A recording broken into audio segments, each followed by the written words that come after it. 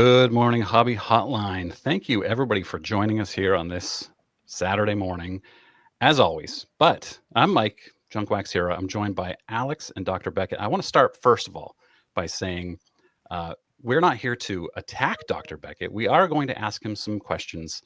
Some of them might be difficult for him. I also want to say I have two Beckett magazines that have been autographed by him. I have met him a couple times, but we have never spoken other than when I had to ask somebody for his email address to ask him to come on my podcast 2.5 weeks ago. We are not friends. We're friendly because we've done Hobby Hotline together before. Just want to get that out of the way. Let's get started. I know that people are going to be asking questions in the comments, which we're excited to get to. But I also want to say, Dr. Beckett, thank you for coming on. I know it's been, I imagine, a difficult few weeks for you since the first podcast dropped. I'm part of the Hobby Hotline crew. So this is my regular showing up, and for several years now, I've really enjoyed it. Yeah, good. So at what point did you realize that things had kind of started blowing up on the podcast, on that first podcast that you did?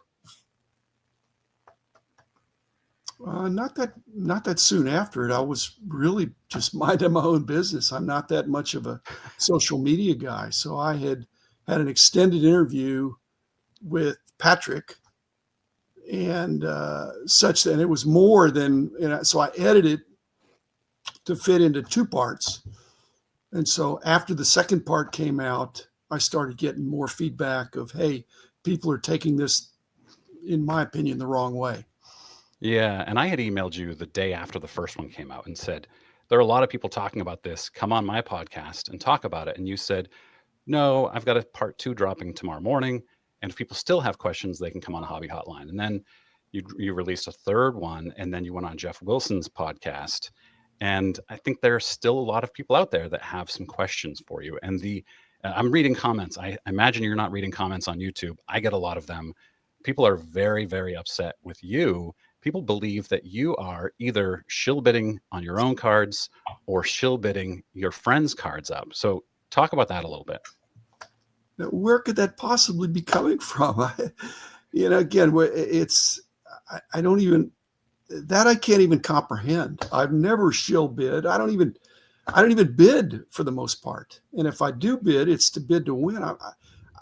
I'm the guy that works the dollar boxes. I'm the guy that didn't even collect at all for a couple of decades because I was doing price guides. So where is somebody that's saying I bid on something or shill even bid, much less shill bid? Well, one of the things, and I'm going to read you a quote from that first podcast, and I had never heard the term defensive shill bidding before. You said, to me, defensive shilling, as opposed to manipulative offensive shilling, defensive shilling in the sense of bidding on your own stuff, it's not shilling if you intend to pay. I'm going to buy it for that. I'm not bidding it up. I'm saying at that price, count me in, I'll buy it back. And so a lot of people heard that as saying that you're buying it back and you're creating that new comp just so you can sell it again. Well, number one, I've never done that. Number two, it's not illegal with live auctions, which I grew up in the whole 20th century. Before there were online auctions, you were allowed and encouraged to bid on your own stuff. And Jeremy Lee's got a whole appendix full of all of the traditional auctions still allow bidding on your own stuff if it's a live auction. If it's an online auction, which is mostly what's going on now, it is absolutely shill bidding. I also said in there that obey the rules, obey the laws, which I've always done.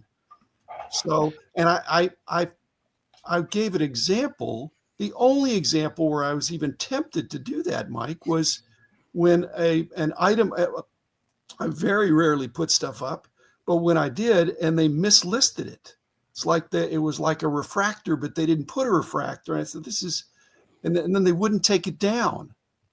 Okay. And I'm thinking I should just buy it back, but no, I can't do that because it's an online auction. That is shill bidding, whether it's defensive or offensive. It's wrong and it's illegal. I'm not denying that, but anybody that's my age remembers that all the live auctions, you could bid on your own stuff and you still can for the most part. Yeah, so Cooter Lev asks a great question here. And that's not a question. He just says it's not being illegal necessarily, or not being illegal doesn't make it ethical. And that was the point that I was going to make too, which is just because it's not illegal doesn't make it ethical or that you should do it. So I guess the first question is, have you ever bid on your own item or an associate's, a friend's or a coworker's item at all? I still am flabbergasted that somebody would even accuse me of that. I've never done anything like that. I don't even, like I said, where is that coming from? You know, when I'm not a bidder in auctions. I'm not encouraging people to do that.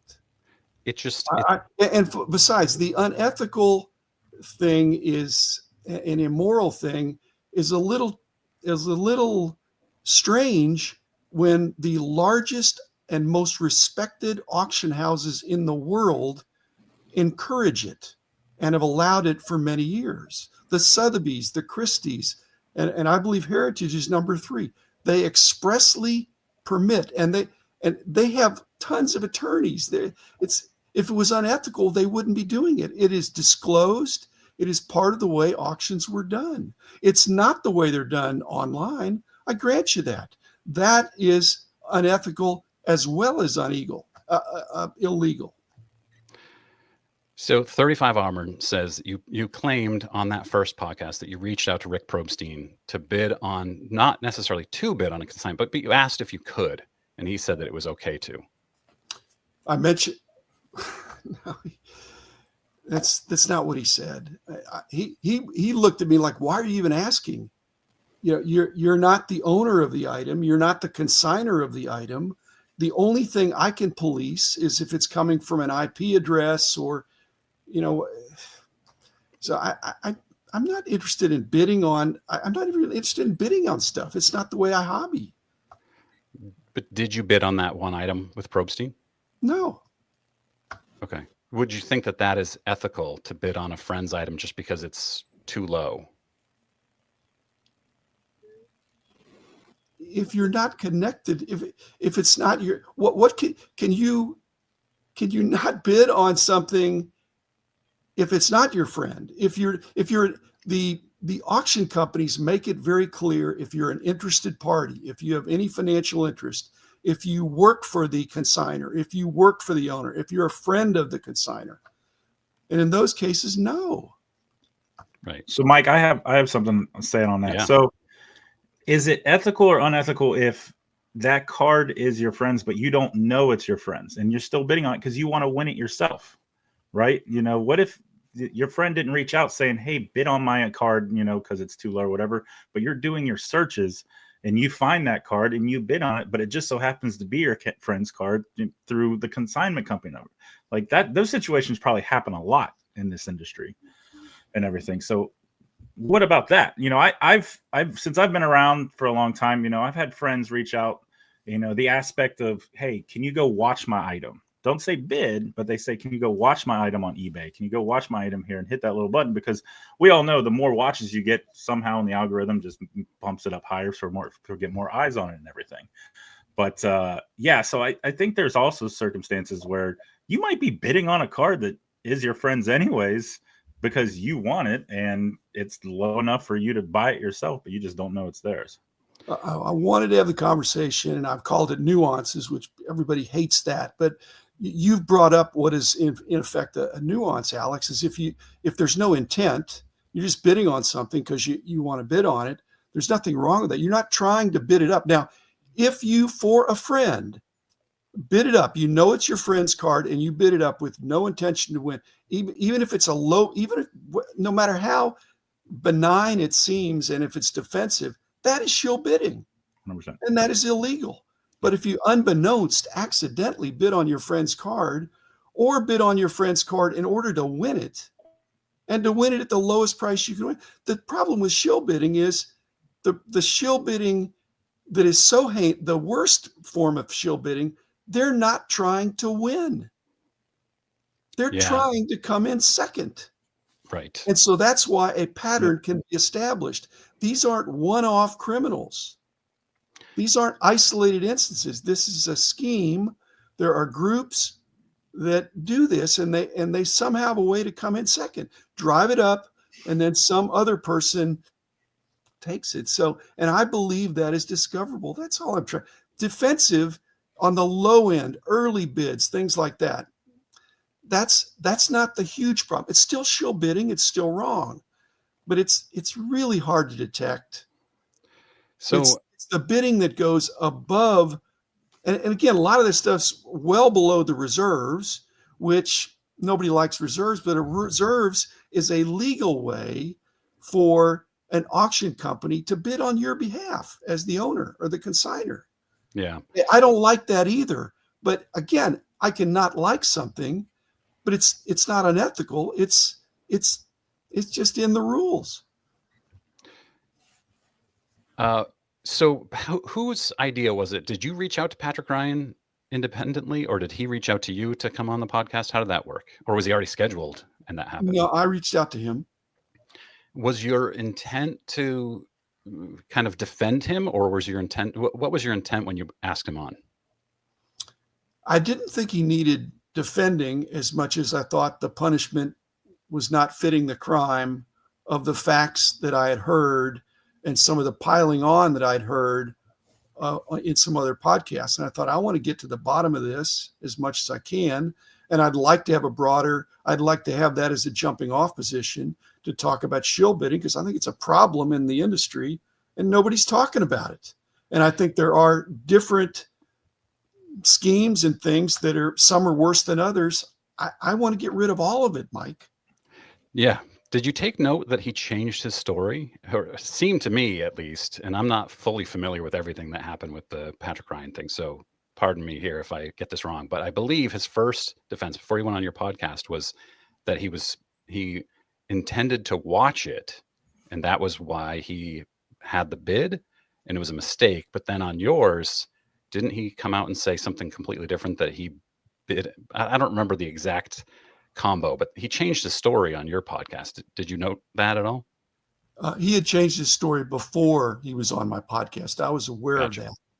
And I was trying to give him a chance. Like I said, I wanted to use it as a springboard to talk about the problem of shill bidding in the industry. So I'm looking at the comments here. Somebody, Carlos, did a video, because I'm Carlos, YouTuber. He had Dan of Dan's Vintage Baseball PC on. And Carlos had, I think, what is probably the best summarization, which is, thou shalt not bid on your own cards, let's say. And I think that extends to, you shouldn't bid on anybody else's cards just to bid them up. Would you agree with that? I would agree. That's shill bidding. If you're bidding on somebody's cards, whether you know them or not, if you're bidding it up to bid it up, True. It could be because you have a similar card. Right. It is wrong to bid without the intention to win. But again, on the low end, early stages, it seems like it's not that bad. I'm not saying it's not that bad. It's bad and it's wrong and it's illegal, but it's not as bad as bidding something way up. That's what's going on. That's what's messing up the comps. Yep. Can we put Mike Ham's comment up? Because I think Mike Ham just asked the best question, the best segue here. And Greg of Midlife Cards did a 3-part series this week of what could fix these issues. What are the next steps we should do? And I'd love to hear your perspective on this. Mine? Well, I mean, basically, I'm a PhD statistician. I mean, this is a big data problem. I am aware that the auction companies have information that they don't really want to share with each other or with the world. But if they did their own deep dive into who's winning, who's coming in second, who's recurrently bidding on certain people, I believe there are patterns in the data that could be established even within one auction company. And that's enough right there to get the ball going. And perhaps to strike fear. There is no deterrent for these shill bidders. Okay.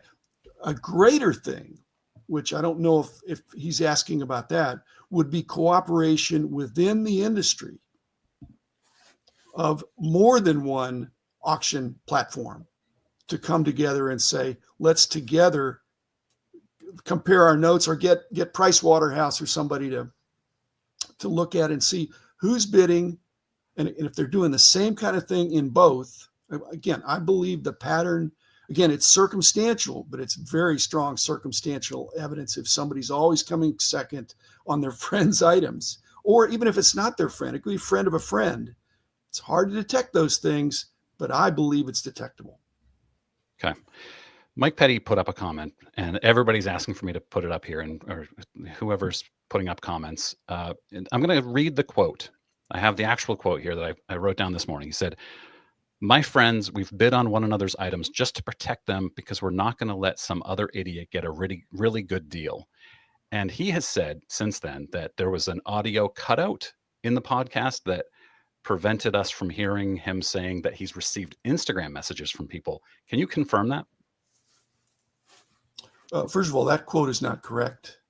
Well, the quote that Mike Petty put up there isn't quite correct, but the quote that I just read is verbatim. Well, let me deal with the first one. The first one is that when I was on with Patrick, if he had said that he and his friend bid up items so some other idiot doesn't get a good deal, if he had said that exact word, I wouldn't have jumped down his throat necessarily, but I would absolutely say, Patrick, wait a minute. Okay. He didn't say that. He said he had friends that did that. That's a very different thing, that he's aware of that going on. And that was their sentiment. I listened to it. Sorry, go ahead. I was there. He didn't say he did it. He said he had some friends that did that. He didn't say he did it with them. If he would have, I would have recoiled. Because I listened to it 3 times this morning, and I made sure that I took this down correctly. There does appear to be a clip out right before, like his audio cut out. I don't know how long that would have been. I don't know if it's long enough for him to have said, "I've received Instagram messages from people who have said," which is what he says he said. But it is my friends, we've bid on one another's items just to protect them because we're not going to let some other idiot get a really good deal. And that's at about the 8-minute mark on the first podcast. That's not what I heard him say. He didn't say we bid on him. He said what I believe is common knowledge, that there are people out there that bid on items and they have that motivation. So you would definitely not agree with him if he had said that. I would have freaked out. I would have freaked out. Why are you guys thinking I know what shill bidding is. In fact, I know what shill bidding is better than most people because I've been in the industry longer than most people. But I have the old version of what shill bidding is, and now the new version of shill bidding is much stricter. I've abided by the strictest of standards. Yeah, and I would have freaked out if Patrick would have said that he was bidding, because that would completely turn upside down what he had said about this being an accident. Yeah. Now, and Sam Hill, great commenter, says, "I guess we should have had the audio ready to play for him." And I wish that I did, because he definitely said that. And again, he says that it's taken out of context, that there was a clip out. I want to be clear about that. But that and the defensive shill bidding are the two things that thousands of people are talking about, that it's in comments. Anytime any video comes out about this, those are the two things that people mention: the defensive shill bidding and Patrick Ryan saying, we don't want to let some other idiot get a really, really good deal. He didn't say we. He was quoting a sentiment from people that he was aware of. Like I said, guys, I wouldn't have let him get away with that. If he said we did this, I'd say, Patrick, you're incriminating yourself. That is illegal. So you're saying the fact that he didn't say we, but are you still saying that he actually did say in that same context, though, that he's talked about, not letting idiots, get a good deal? He was saying that's what they said, but he may think that as well. He could speak for himself. But if he had said that he was part of that, I would not have let that stand. He did not say that. Again, that would be a smoking gun.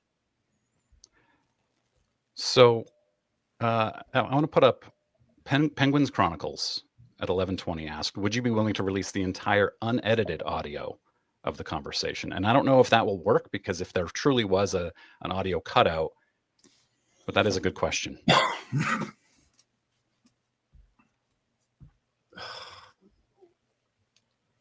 I would be, but again, Patrick, in the laws are you can't record a conversation and then release it without both parties' consent.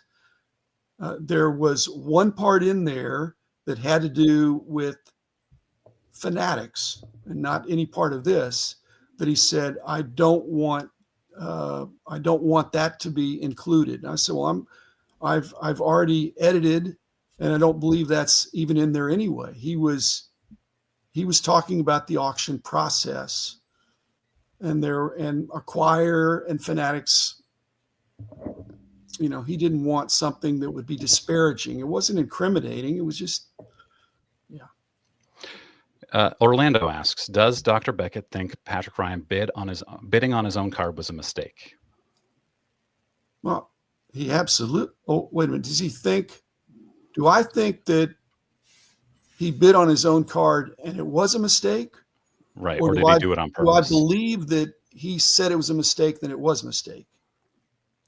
Do you believe that it truly was a mistake? I'm hoping it was a mistake. I mean, I want to believe him.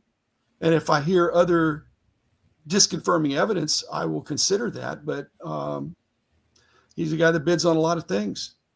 So if I thought he was a serial shill bidder, or even intentional shill bidder, even one time, I wouldn't have entered into this.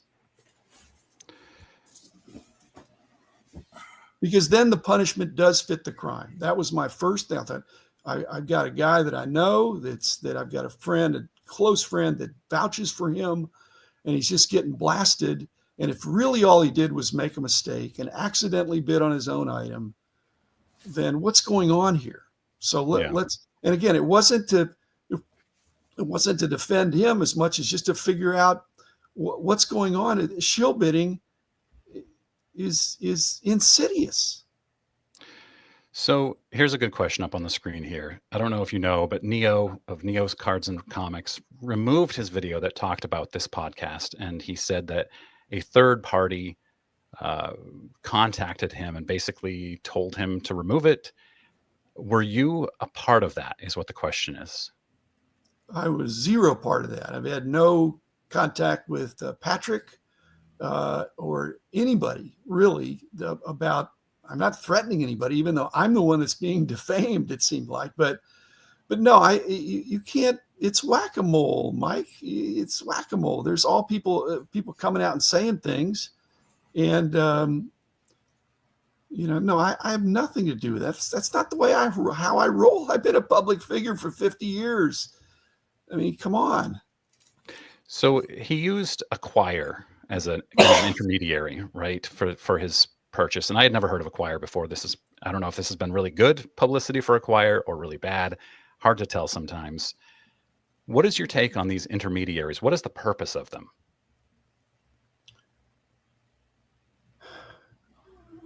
Well, it's almost an intermediary to an intermediary. So right. I'm not sure about that. I've used Probstein for my own stuff. I've used PWCC a long time ago for my own stuff, not big giant items or anything like that, but just testing them out and stuff like that. So I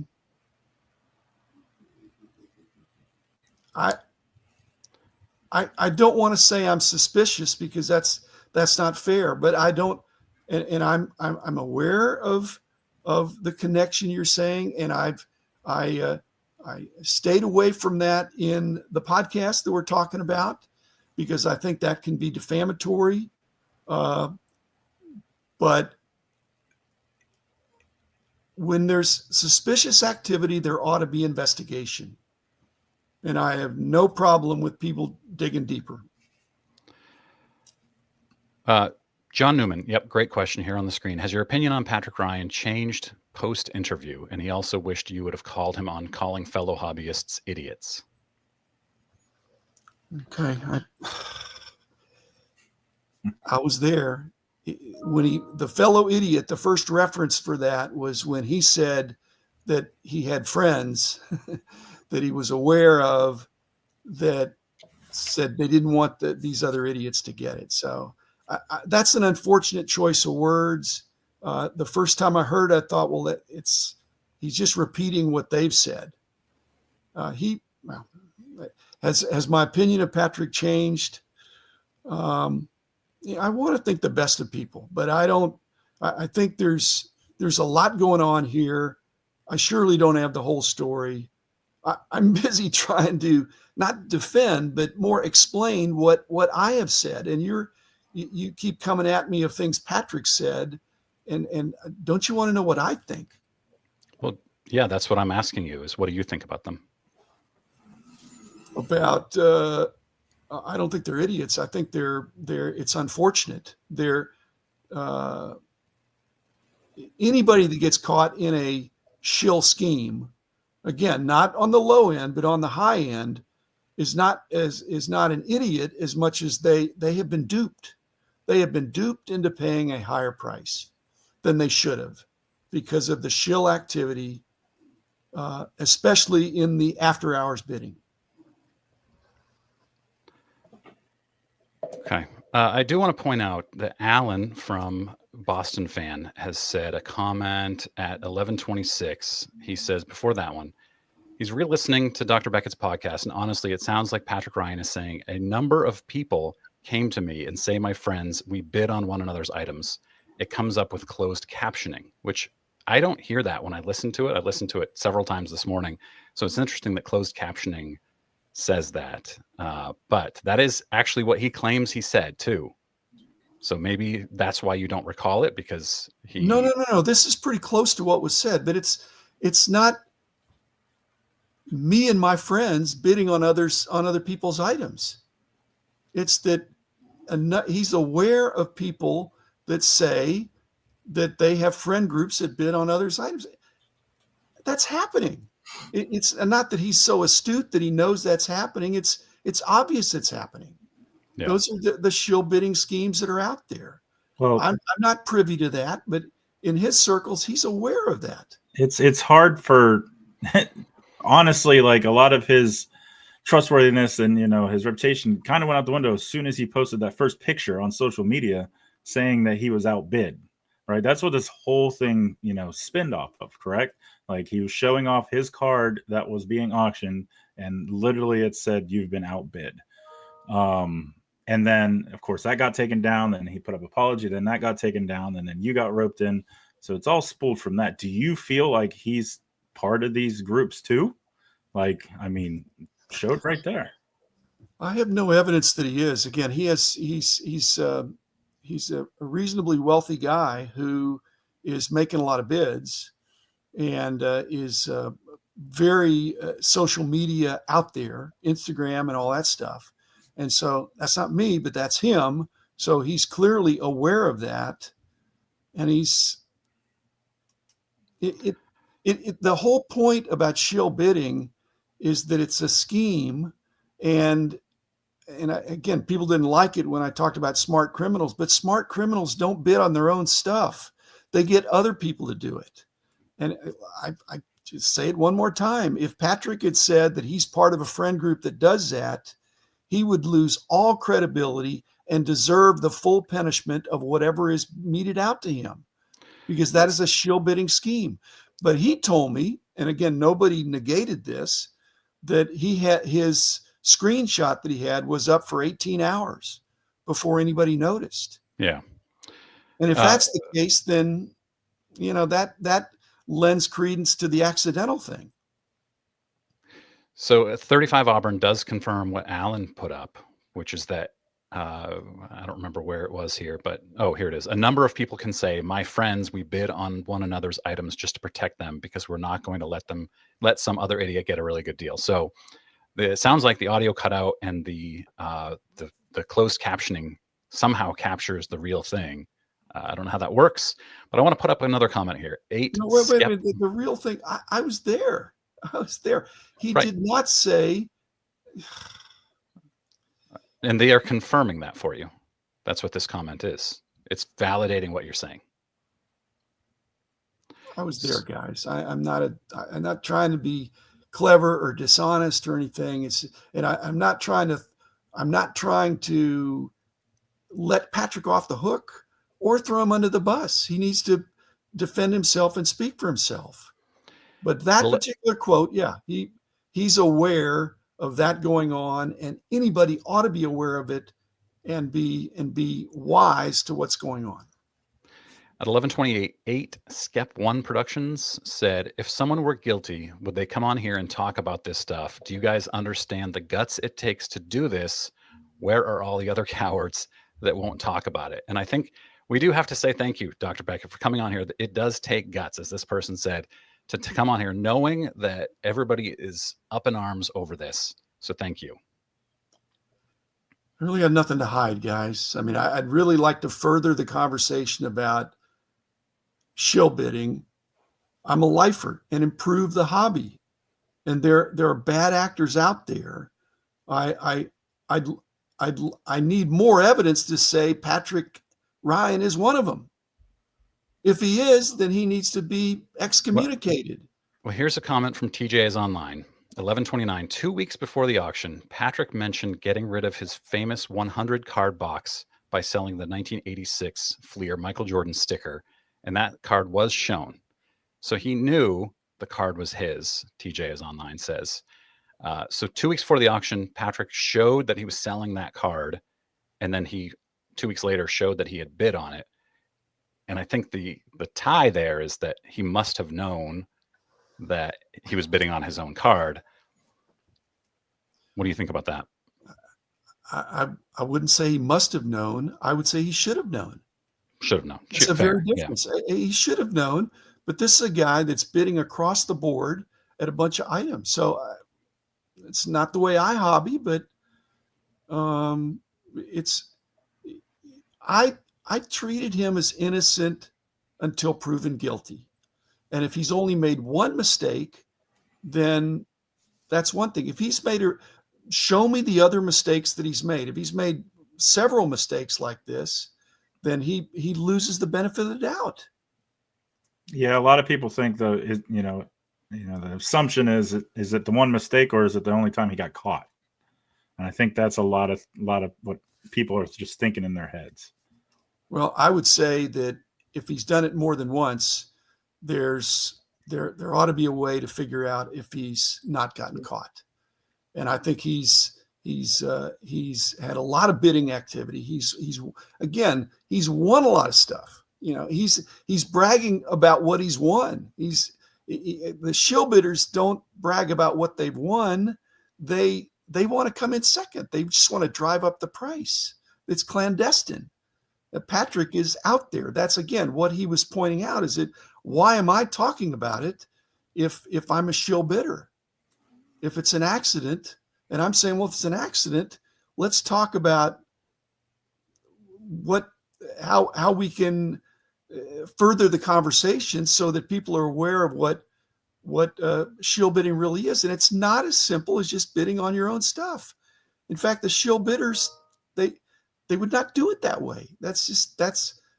You would have a scheme. You would have somebody do it for you. TJ is Online again asks, what if he shill bid? What if he did it to Jeremy Lee's 1914 Cracker Jack Shoeless Joe Jackson? Which that's a valid question. That's a valid question, and it could be investigated. Yeah. And so you could find out. I don't know if you'd need a subpoena or something or some request. I don't know that he's under indictment, but Jeremy Lee bid that, was going back and forth with somebody, and that at one point had been Patrick's card. I don't know if Patrick was the consigner, but I believe I've heard he was. But and I actually don't have a connection, but I knew one of the original owners of that card was a close friend of mine again, long time ago, and I knew then the second owner. I knew that guy too. According Jeremy,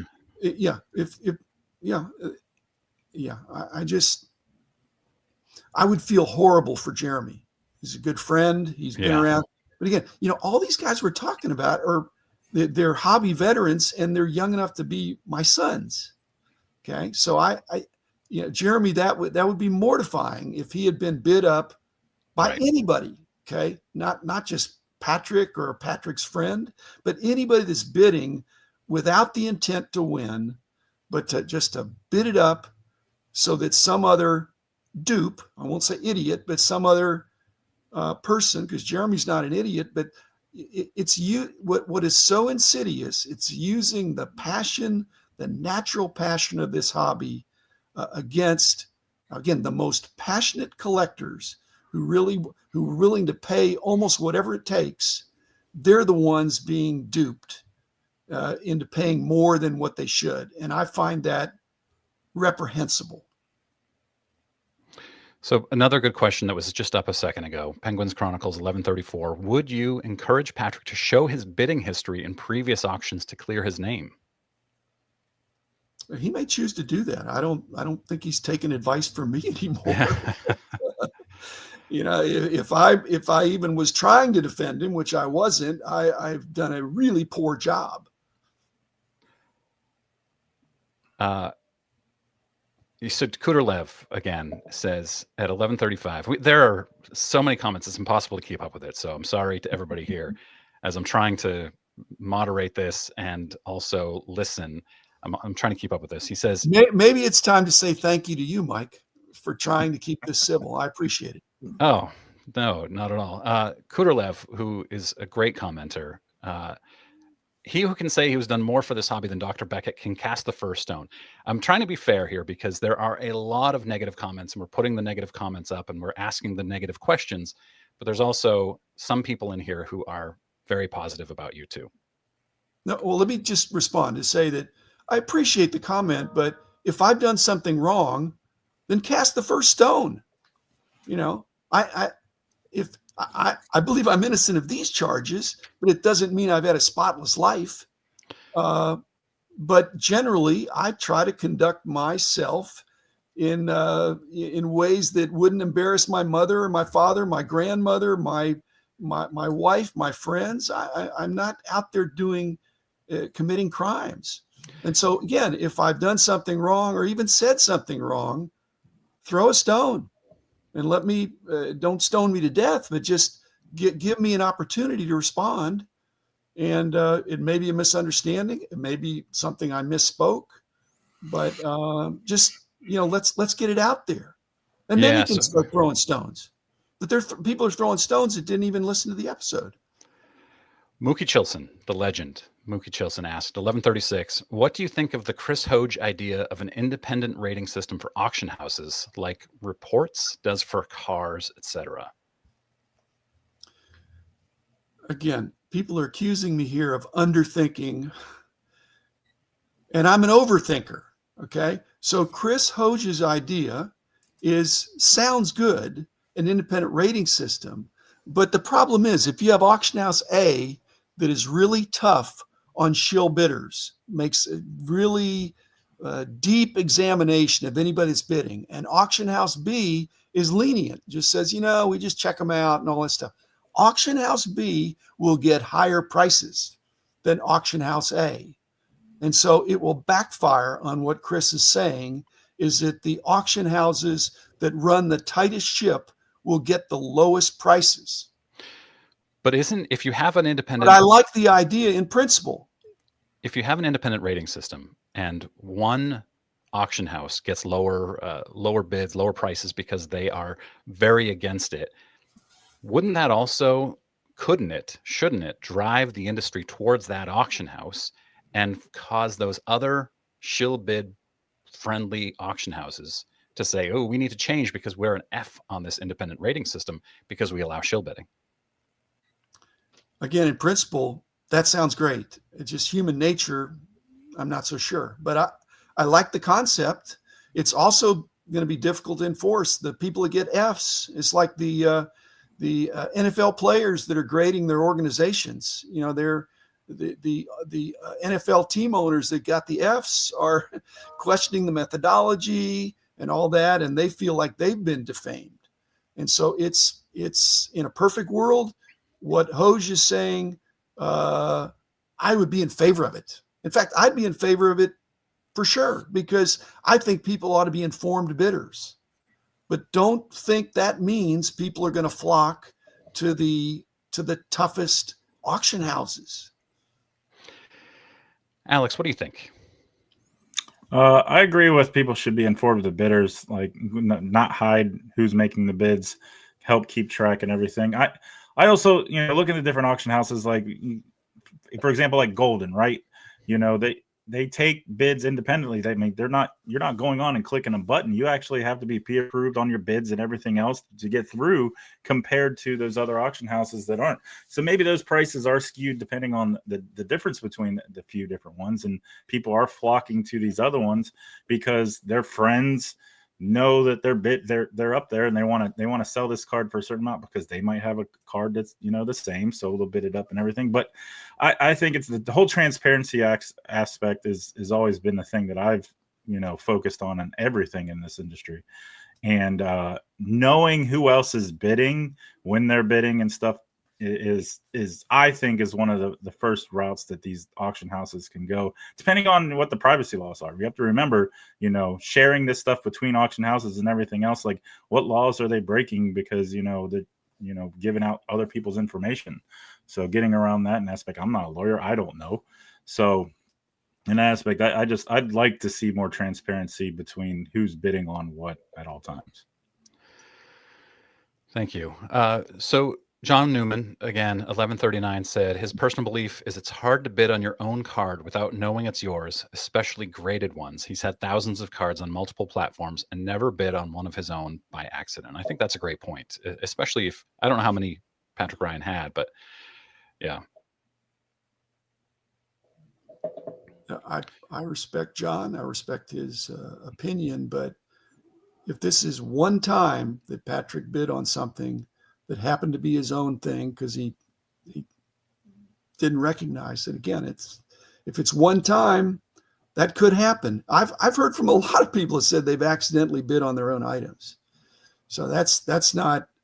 But this is a high profile thing, and like I said, if it's a one-off, the shill bidders that I'm worried about are not one-off. So Patrick, there should be a trail. There should be a trail that could be followed. And if that trail leads to other nefarious activity, then he's guilty of being a serial shill bidder rather than an accidental shill bidder. A one-time accidental shill bidder, to my knowledge anyway. I'm 4 minutes behind comments. So at 1140, Black Box Hobby said, since intent is impossible to prove, is it not a good idea to prevent employees and associates from bidding on items? Dr. Beckett was adamant Teapot should be allowed to bid on Jeff's items. And I know what you were saying, because I watched that this morning as well as the day it came out, which is if Teapot wants the card that Jeff Wilson is selling, he should bid on it. But he shouldn't bid on it if Jeff tells him to, hey, go bid up my card. Is that what you were trying to say? Well, intent really doesn't come up until there's a lawsuit. You say, what are you doing? You're shill bidding on the face of it because you bid on your employer's card. And he would say, no, I'm well established. I won the card, or I bid as much as I could because I am a noted player collector of that guy. So intent, I mean, intent comes up when there's an accusation, and you could say, I intended to win. But if Teapot was bidding up Jeff's auctions, again, he wouldn't do it. He wouldn't do it. And not only that, if Teapot really, again, what I'm concerned about, guys, the nuance here is that what the easy workaround for Teapot is to get his wife or his brother, not his wife because she'd have the same name, but a brother-in-law or a neighbor to buy it. And again, to me, that's a scheme. I don't want to have a scheme. The natural thing is that Teapot, it's not his card. He has no real direct financial gain from that, even though his boss is perhaps the owner or perhaps the consignor. And we should be clear here that has not happened. This is just And theoretical. I'm sure that's not Hypothetical. happened. Yeah. And I'm just saying, but if it did happen, to me, that is not shill bidding. But if Teapot had a pattern of bidding, even putting in qualifying bids that's shill bidding. And that's, again, very defensive, but it's still shill bidding. It's still wrong. And Teapot can't point to any intent that has anything other than driving up the price without wanting to buy it. Sammy Thunder at 1142 makes a good point. Shill bidding has been going on forever. It's just been sitting dormant. And now that it's taken focus, it's time for some major changes to take place. And so you did get this discussion out there, which was your original intent, even though you've taken some significant. Absolutely was my original intent, but not to be the focal point. You've taken some significant hits. So one other comment that I saw is that I'm not trying to throw Teapot under the bus. Right. Yeah. No, we're quoted the episode I listened to that I was responding to Jeff about was the episode they did where Teapot brought up that he wouldn't bid, and the nightmare that he had that Jeff would accidentally bid on his own items. I was just responding to that with Jeff. Yeah, that's right. Somebody mentions the Rick Probstein new auction site, Snipe. Do you have any comments on everything that's happened? Have you followed what's happened with Snipe this week? A little bit. I'm I don't believe Rick is Rick Schilstein. I think he's a straight shooter. I think he's built a great business. I think the eBay fees, after a while, you're thinking, so I don't believe he left eBay in bad standing. That's just my opinion based on, but starting his own thing is trickier. I mean, I built a business. It is not a no-brainer to build a bigger business. And he had a jump start. And so the fact that he's having hiccups is not a big surprise. Alex, what do you think about the Snipe situation this week? I don't think, again, stuff that's been out all over the interwebs and stuff, and Twitter and the pictures, showing bid histories and even credit cards and stuff. We can't truthfully say that that's legit documents. Someone can alternate and everything else, but it doesn't look good. There's a reason why it hasn't, the site's not up right now, right? It's still down and everything because of whatever happened and stuff like. But it's not looking good. And I haven't seen anything where he's made a comment about it or said. But yeah, guys, it's hard to make comments when things are in flux like that. And if you think that he's a bad actor, then you're going to have malintent that you ascribe to him, which I think he may have been overwhelmed with bids because people, he has some things in the way he's structured his platform that are appealing that eBay cannot do because eBay is so huge. Yeah, but if the pictures are correct of the bid history that was leaked, right, that was breached, showing that his own accounts was bidding on the same items like 24 plus times, right? That's not good. That's not good optics at all. And of course, everyone sees the first thing, and it's hard to get that out of your brain once you see it when moving forward with stuff like this. But Rick has had a long running past of people thinking that he's shilling his own auctions anyways. Yep. And so this just adds to that fuel to that fire, and it's not good. Who knows how long? I know there's a couple agencies out there, people out there on social media thinking that he'll never show his face again. It's just, this is what his business is. It's hard for you to just do this, start this up, and then just walk away. So I'm excited to see where this goes and what actually is truthful and what's not. Well, I'm interested to see too. Again, maybe we need to switch back to punching on me because, I'm at least here to defend myself. Rick, yeah. I do not know him to be a dishonorable guy, and I'm going to give him the benefit of the doubt until such time as it is not the case. Okay. So, but he's not here to defend himself. All I know is when you start a large enterprise, stuff can happen. Scammers could have swarmed him. I don't know. Shill bidders could have swarmed him to try to see if he had protections. I don't know what's going on there, and I obviously can't. I can barely speak for myself. I can't speak. All right, Mike, I've seen it a few times in the comments. People have asked who I am. I am part of the Hobby Hotline. I'm just one of the usually 3 individuals that come on weekly, not just specifically for this episode with Dr. Beckett. I am part of the whole Hobby Hotline crew, and I just so happen to be in this episode during this time frame where majority talk is done by Dr. Beckett, not myself. Sorry, Alex. No, it's fine. It's fine. I feel badly. Hopefully, if Alex isn't on every week, maybe they can get him back in next week to have more to say. I was on like 3 months in a row. Like this is like the 3rd month in a row. The things you've said have been smart, so I think you should be on more. Hey, people like the beard, so that's all I care about. Yeah.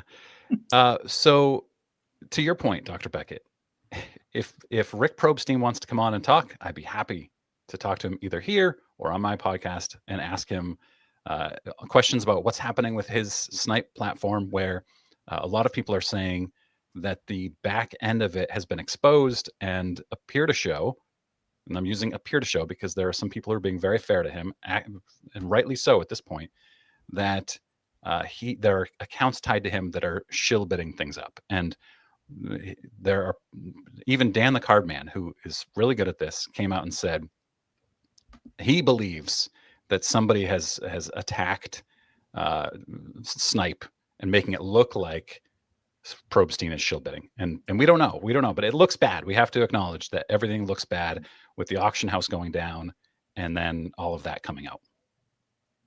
Well, I agree with you, Mike. I think he ought to be able to speak for himself. And if you get him on your program or he's on some other program, he ought to, and it ought to be asking the tough questions. You know, it's not whitewashing to hear somebody out. Now you can challenge, if you hear something that doesn't sound right, then you would challenge it. Yep. Oh, thank you, Rich. I appreciate that. Calm, soothing voice. Yes, I appreciate that. This is an explosive topic. And, you know, when I emailed you that second day, I got the sense that you didn't quite know how big this was going to be. And you said, yeah, I'll answer questions on November 22nd. And I texted Theo and said, I guess I'm going to be on Hobby Hotline. He said, great. So I appreciate you coming on and doing this and facing I don't know how many people we had in the comments, how many people we had live, but I'm guessing it's a lot based on the lively comments. Yeah. The other part of that is that somewhere in there, maybe before you certainly before you contacted me, and I appreciated that because most people just attacked me, didn't contact me, but they just attacked me, and not directly, but Rich Klein had either texted me and he said, hey, there's the Hobby Hotline people are, I don't know if he said upset about what you said about shill bidding, defensive shill bidding and stuff like that. And they're frustrated. So that planted the seed that, you know, if my, not that everybody's my fan, but you know, the sort of my tribe, I've been on Hobby Hotline since pretty much the beginning. So I'm here. I've done all these AMAs, so I'm not hiding out or anything like that. And I thought, well, if even the Hobby Hotline crew is questioning what I said or why I said it, then I really want to address it there. And so when you mentioned it, I thought, well, you know, and I wasn't thinking it was as big as it was. I completely underestimated. I was the one that was shill shocked. Yeah. Yeah. And I wonder if you had come out and said something. No idea. Yeah. It wouldn't have helped. It wouldn't have mattered. It wouldn't have mattered. The train had left the station, and everything that you're saying, you're going to be accused of being too soft on me. Right. Because there's all this piling on. Yeah. Yep, for sure. Any last thoughts from either of you? Alex, Dr. Beckett? I know we're kind of right at that end point here. No, like majority of people are saying in the chat, we appreciate you coming on here, Dr. Beckett, and, you know, speaking your mind, answering some questions that came across the chat. And I agree, Mike, you're a great host for this week.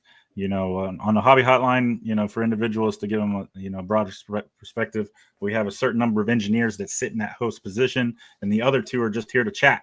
You know, talk about the topics and everything else.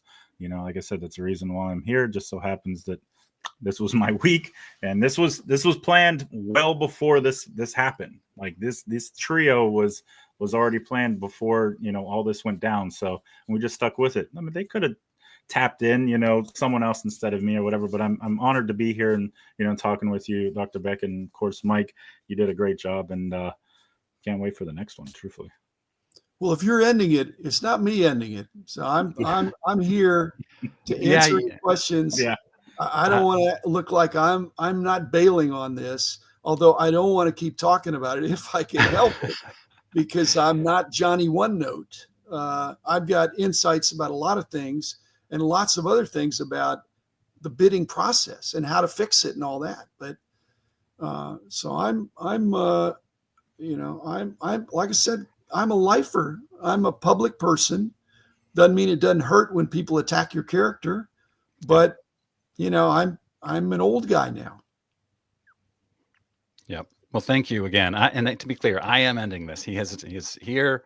I just feel like the same questions keep coming up and up and up and up, and we've asked pretty much everything that I think could be asked and has value. So thank you to all the commenters. This was great. And to Alex and Dr. Beckett. Thank you. Thank you, Alex. Thank you, Mike. And thanks, commenters, too.